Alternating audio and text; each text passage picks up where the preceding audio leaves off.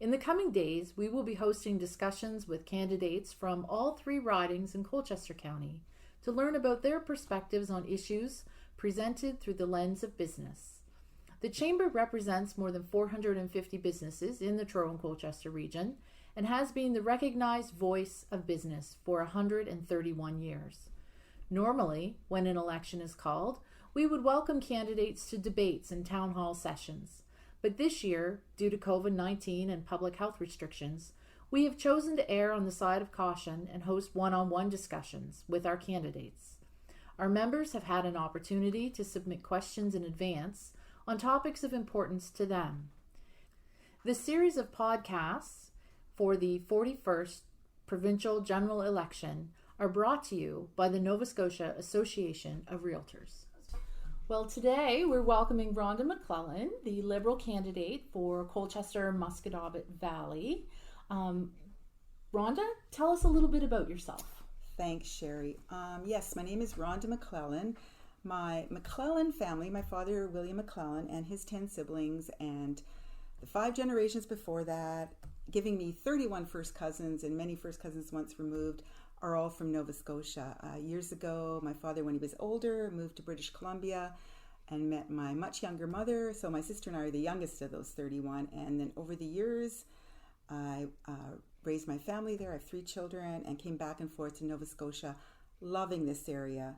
I knew when they were grown, I would eventually move here, which I did almost 5 years ago.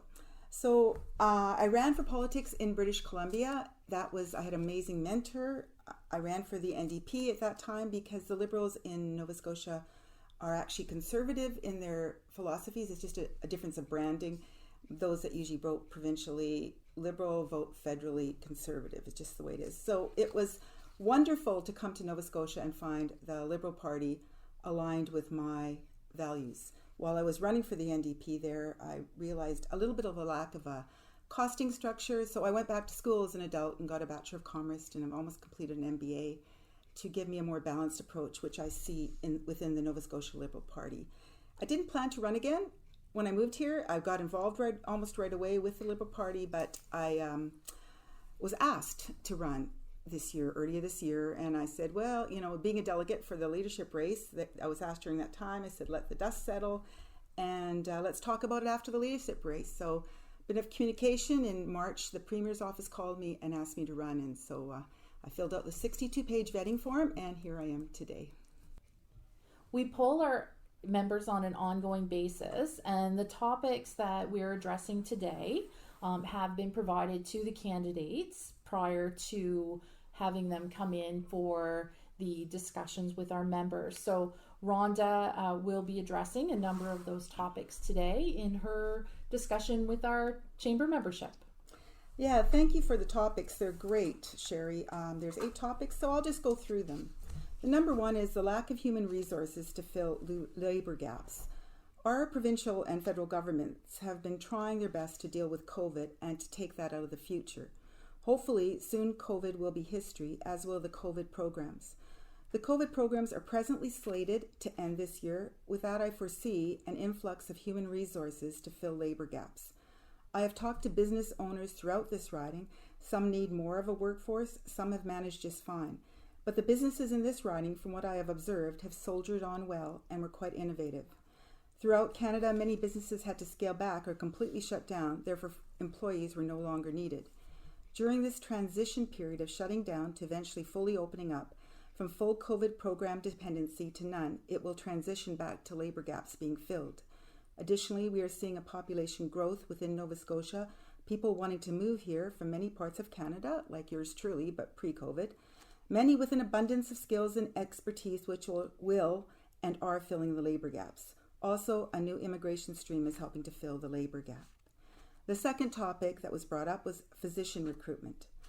The Liberal government has recruited doctors from countries with compatible training like the UK and Ireland. 90 new doctors are approved to come to Nova Scotia through a streamlined immigration stream. Nova Scotia has the highest number of doctors per capita of any province. 16 new seats, $12.2 million for physician training at Dalhousie, $135 million to provide doctors with a 2% increase over the next 4 years, As well, Nova Scotia Liberal Government has created 90 new collaborative teams where more nurse practitioners are part of these teams and thereby increasing the number of medical providers available. I understand it is difficult when there are medical difficulties and waits. We are all affected by that. But the other parties do not have a magic wand.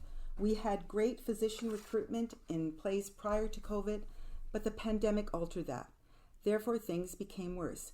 Now this recruitment carries on. Again, statistically, we are doing better than any other Canadian jurisdiction and will continue to strive for that going forward. The third topic was the cost of COVID. It's Economics 101. To have a strong, vibrant economy, you need a strong, healthy, working society to work in businesses, pay taxes, and have disposable income to help other businesses earn revenue to pay taxes.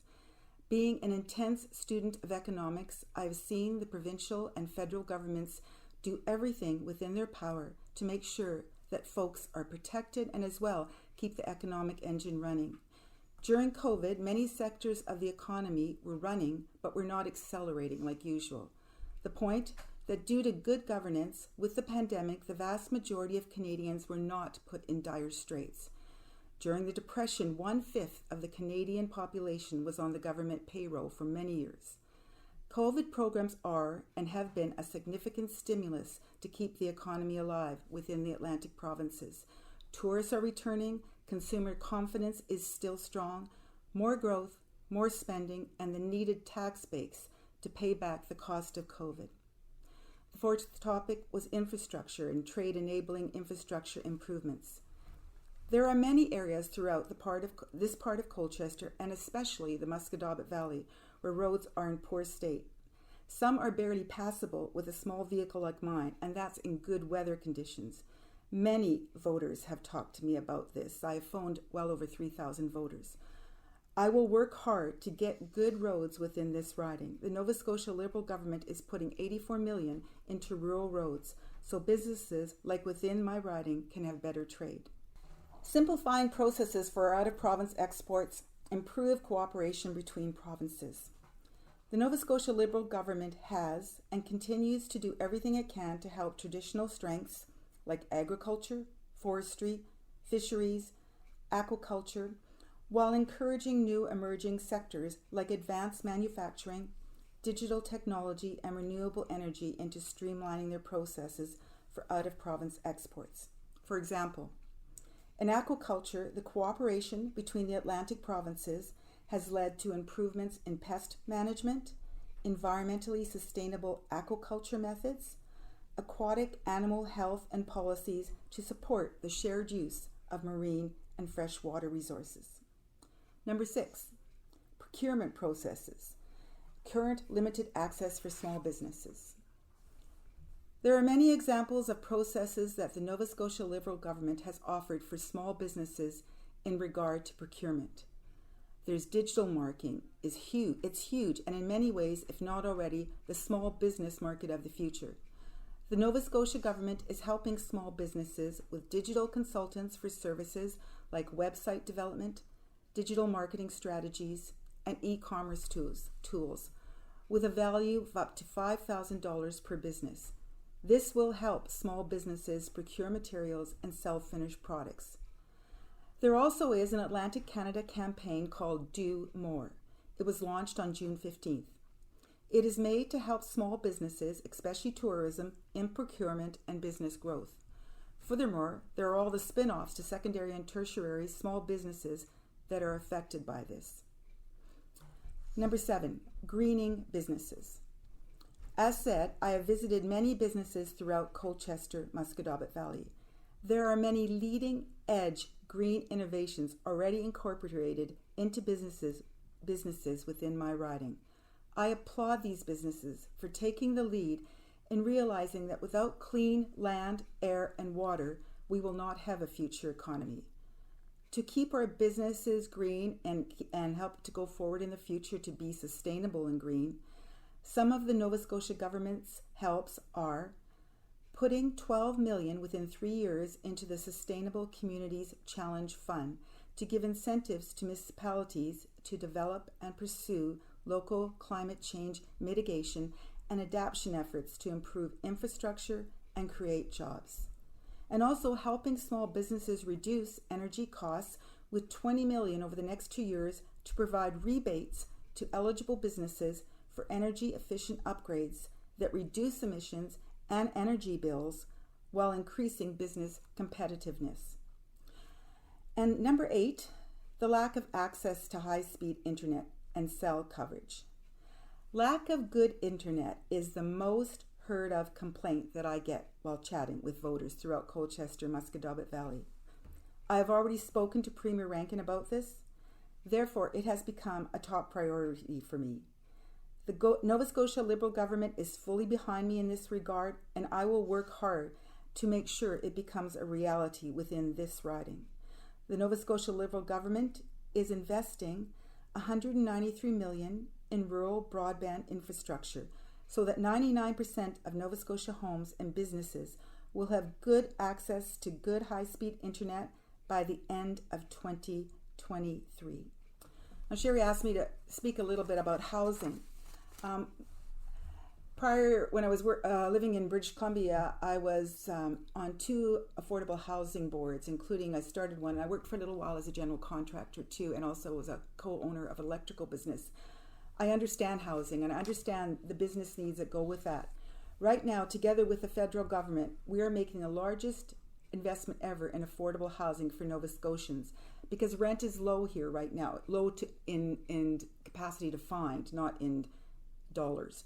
So we want to put more than $500 million over 10 years into affordable housing. I know there's already, the mayor of Stewiacke is trying to deal with that and has already spoken to me and we were dealing with that.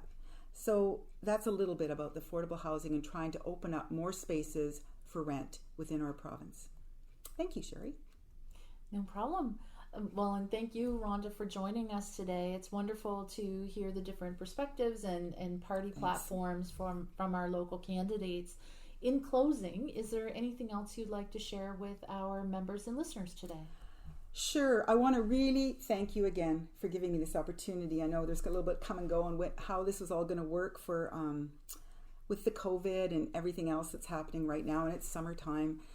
And I also just want to offer myself to the voters of Colchester-Musquodoboit Valley. I'm not in this for anything else but to serve, and it is an honor for me to serve. I live my life to serve and to help everyone reach their potential. As I've heard Premier Rankin say, that is his mission too, one of his many good missions for the people of Nova Scotia. I agree with that. I want to get up in the morning, think, how can I add value to people's lives? And I want to go to bed at night and think, assess the day, how did I add value? So I hope I can be of service to this valley, to the Colchester-Musquodoboit Valley. Thank you for listening to this podcast. I hope you vote for me. This particular riding has never had a Liberal MLA, and I would be a good representative for the government fighting for the needs within this particular riding. Thank you for listening. The Chamber would like to thank all the candidates who made time in their busy schedules to come in and discuss important business issues with our Chamber, to bring these to our members in this format. We'd also like to give a huge thank you to our sponsor, the Nova Scotia Association of Realtors, who made these podcasts possible. We encourage everyone to get out and have your voice heard by voting in the election.